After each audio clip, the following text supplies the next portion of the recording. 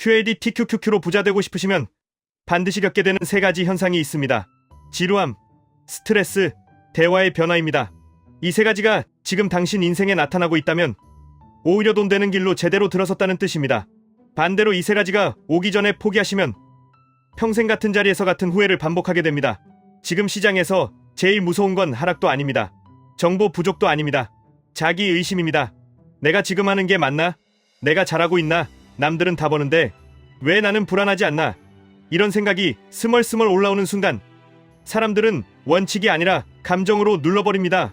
특히 QAD-TQQQ 같은 레버리지 상품은 성과의 핵심이 지식이 아니라 버티는 힘입니다. 더 정확히는 버티는 시스템입니다. 여기서 많은 분들이 착각합니다. 부자는 운이 좋아서 되는 줄 압니다. 타이밍을 기가 막히게 맞춰서 되는 줄 압니다. 아닙니다. 끝까지 가는 사람이 되는 겁니다. 그리고 끝까지 가는 사람에게는 반드시 세 가지 현상이 옵니다. 오늘은 그 현상들을 QAD-TQQQ 투자 프로토콜에 딱 붙여서 당신이 지금 제대로 가는 중인지 바로 판별하게 해드리겠습니다. 첫 번째 현상은 지루함입니다. 지루함은 실패 신호가 아니라 실력이 쌓인다는 신호입니다. QAD-TQQQ로 돈을 버는 과정은 화려하지 않습니다. 대부분이 반복입니다. 매달 입금, 같은 규칙으로 분할 매수, 리밸런싱, 기록, 그리고 또 반복입니다. 이때 사람들은 마음이 급해집니다. 오늘 당장 인생이 바뀌어야 할 것 같고 이번 달에 드라마가 나와야 할 것 같습니다. 그런데 진짜 부자 되는 과정은 드라마가 아니라 다큐입니다. 지루한 장면이 길고 중요한 장면은 짧습니다. 지루함이 왜 오느냐? 이유는 간단합니다.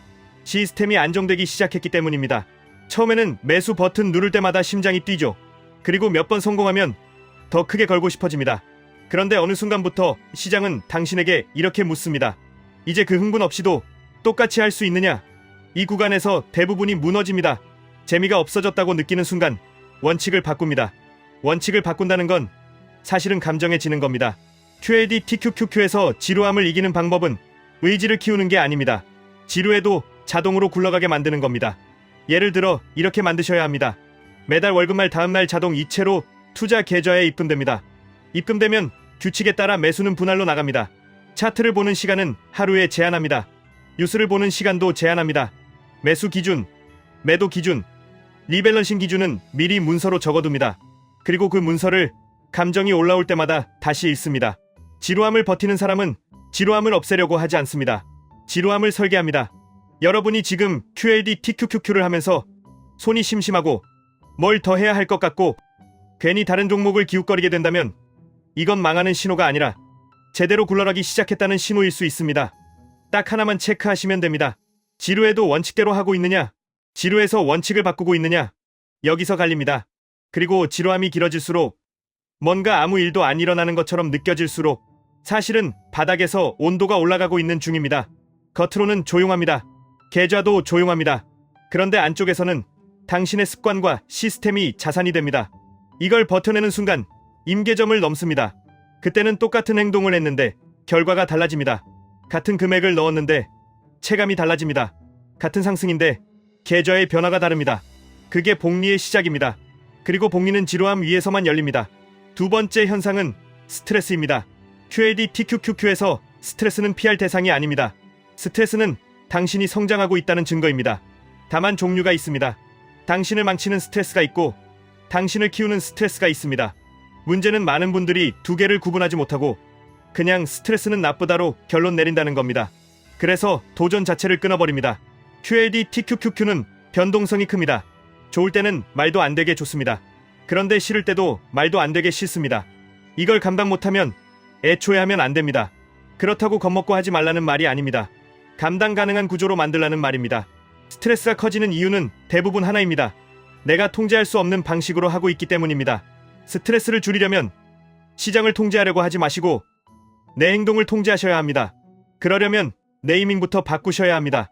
하락이 오면 이렇게 이름 붙이셔야 합니다. 폭락이 아니라 할인 구간입니다. 공포가 아니라 리밸런싱 구간입니다. 내가 망하는 신호가 아니라 레버리지 훈련비입니다. 내가 틀린 게 아니라 변동성의 정상 작동입니다. 이름표가 바뀌면 행동이 바뀝니다. 행동이 바뀌면 결과가 바뀝니다. 스트레스를 이기는 핵심은 마음이 강해지는 게 아닙니다. 마음이 흔들려도 똑같이 움직이도록 구조를 깔아두는 겁니다. QAD TQQQ 스트레스 관리 프로토콜을 현실적으로 말씀드리겠습니다. 첫째, 포지션을 한 번에 몰지 마십시오. 분할은 선택이 아니라 생존입니다. 둘째, 매수 기준을 가격이 아니라 조건으로 만드십시오. 조건이 없으면 감정이 기준이 됩니다. 셋째, 현금을 완전히 0으로 만들지 마십시오. 작은 현금 쿠션이 심리를 지켜줍니다. 넷째, 확인 횟수를 줄이십시오. 자주 볼수록 흔들립니다. 다섯째, 큰 하락이 왔을 때 미리 할 말을 정해두십시오. 그때는 머리가 아니라 본능이 움직입니다. 여기서 아주 중요한 이야기 하나 하겠습니다. 스트레스는 당신이 잘못해서 오는 게 아닙니다. QAD TQQQ 자체가 당신을 테스트하는 구조이기 때문입니다. 그래서 스트레스를 안 받는다고 해서 실력이 있는 게 아닙니다. 오히려 스트레스를 안 받는다면 제대로 하고 있지 않거나 감당 못할 리스크를 인식하지 못하고 있는 겁니다. 그러니 이런 상황을 겪고 계시면 오히려 정상입니다. 매수하고 나서 바로 흔들려서 마음이 불편합니다. 내가 지금 너무 위험한 거 아닌가 하는 생각이 듭니다. 밤에 한 번 더 차트를 보게 됩니다. 주변 사람이 말 한마디 하면 흔들립니다. 이런 스트레스가 오는 건 내가 게임에 들어왔다는 뜻입니다. 다만 여기서 방향을 바꾸셔야 합니다. 스트레스를 없애려고 하지 마십시오. 스트레스를 해석하는 방식을 바꾸십시오. 스트레스를 성장 신호로 바꾸는 순간 그 스트레스는 연료가 됩니다. 그리고 그 연료로 시스템을 더 단단하게 만들면 QAD TQQQ는 당신을 부자로 데려갈 수 있습니다. 반대로 스트레스를 공포로 해석하는 순간 당신은 항상 고점에서 사고 저점에서 팔게 됩니다. 그게 레버리지에서 가장 흔한 비극입니다. 세 번째 현상은 대화의 변화입니다. 이게 진짜 결정타입니다. 부자 되는 길에 들어선 사람은 주변 대화가 바뀝니다. 혹은 대화가 안 맞기 시작합니다. 처음에는 외롭습니다. 기존 친구들이랑 이야기하면 할 말이 줄어듭니다. 예전에는 밤새 떠들던 얘기가 갑자기 시간 낭비처럼 느껴집니다. 그때 사람들은 죄책감을 느낍니다. 내가 변했나? 내가 유난인가? 아닙니다. 당신이 레벨업하고 있는 겁니다. 대화는 곧 사고입니다. 사고는 행동을 만들고 행동은 돈을 만듭니다. 그래서 어떤 사람과 무슨 이야기를 하느냐는 당신의 계좌를 그대로 결정합니다. QAD TQQQ를 진짜로 하는 사람은 가격만 이야기하지 않습니다. 규칙을 이야기합니다. 확신을 이야기하지 않습니다. 확률을 이야기합니다. 남 탓을 하지 않습니다. 시스템을 점검합니다. 남의 성공을 시기하지 않습니다. 내 루틴을 고칩니다. 대화가 바뀌는 구체적인 신호가 있습니다. 누가 얼마 벌었다는 이야기에 흥분이 줄어듭니다.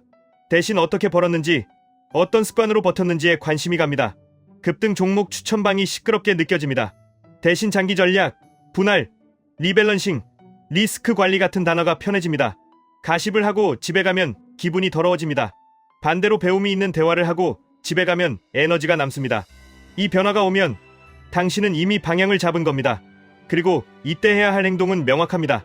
듣는 메시지를 바꾸십시오. 보는 콘텐츠를 바꾸십시오. 만나는 사람을 바꾸십시오.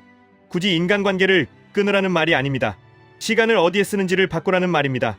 하루에 30분이라도 돈을 만드는 대화가 있는 곳에 머무십시오. 책이든 팟캐스트든 강의든 모임이든 결국 당신의 환경이 당신의 계좌를 만듭니다. 이제 여기까지를 QAD TQQQ 투자 대본으로 딱 묶어서 당신이 바로 실행할 수 있는 형태로 정리해드리겠습니다. 하나, 지루함이 오면 더 새로움을 찾지 말고 더 자동화를 만드십시오. 자동이체, 자동분할, 기록 루틴, 체크리스트. 이 네 가지로 지루함을 자산으로 바꾸십시오. 둘, 스트레스가 오면 해석을 바꾸고 구조를 바꾸십시오.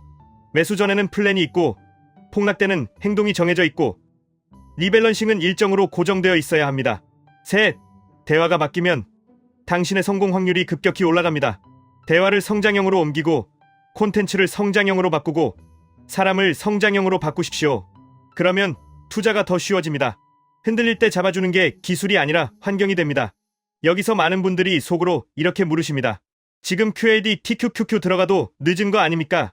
하락장 오면 끝나는 거 아닙니까? QAD와 TQQQ는 둘 중 하나만 해야 합니까? 언제 팔아야 합니까? 이런 질문들입니다. 늦었냐는 질문부터 말씀드리겠습니다. 늦었다고 생각하는 순간 당신은 영원히 시작을 못합니다. 중요한 건 시작 시점이 아니라 지속 기간입니다. QAD TQQQ는 짧은 단타로 접근할수록 위험이 커집니다. 길게 볼수록 확률이 올라갑니다. 그래서 질문을 바꾸셔야 합니다. 지금 들어가도 되냐가 아니라 들어가면 몇 년을 버틸 구조냐로 바꾸셔야 합니다. 하락장이 오면 끝이냐는 질문도 많습니다. 하락장은 끝이 아니라 과정입니다. 오히려 분할과 리밸런싱을 제대로 하는 사람에게는 하락장이 자산을 늘리는 시간입니다. 물론 아무 준비 없이 들어가서 공포에 팔면 끝입니다. 그래서 핵심은 하락을 예측하는 게 아니라 하락을 견디는 프로토콜입니다. 하락에 대한 대답은 예측이 아니라 준비입니다. QLD와 TQQQ를 둘 다 해야 하냐는 질문도 많습니다. 답은 당신의 성향과 구조에 달려 있습니다. 다만 원칙 하나는 분명합니다. 변동성이 큰 쪽일수록 규칙이 더 단단해야 합니다.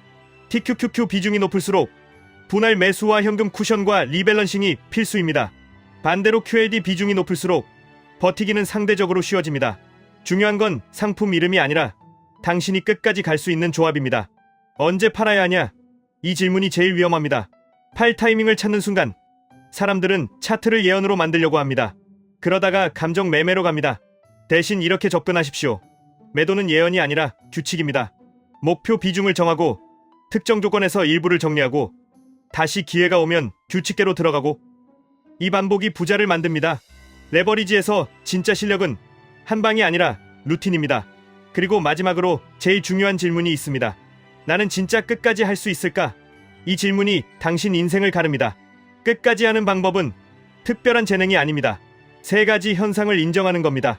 지루함이 오면 정상이라고 인정하십시오. 스트레스가 오면 성장이라고 인정하십시오. 대화가 바뀌면 레벨업이라고 인정하십시오. 그리고 그 위에 시스템을 얹으십시오. 그러면 당신은 버티는 사람이 됩니다. 버티는 사람이 되면 QLD TQQQ는 당신 편이 됩니다. 정리해 드리겠습니다. 지루함이 온다. 성과 직전 신호입니다. 스트레스가 온다. 성장 구간 신호입니다. 대화가 바뀐다. 인생 방향이 바뀌는 신호입니다. 이 세 가지가 지금 당신에게 오고 있다면 당신은 이미 남들과 다른 길에 들어섰습니다. 이제 남은 건 하나입니다. 의심하지 말고 계속하시는 겁니다. 다만 감정으로 계속하는 게 아니라 시스템으로 계속하셔야 합니다. 오늘 영상이 도움이 되셨다면 구독, 좋아요, 댓글 부탁드립니다. 그리고 이 영상을 저장해 두셨다가 지루함과 스트레스가 올라오는 날, 대화가 갑자기 허무해지는 날 다시 보시기 바랍니다. 그날이 진짜 중요한 날입니다. 지금까지 1분 투자 하이젠버그였습니다.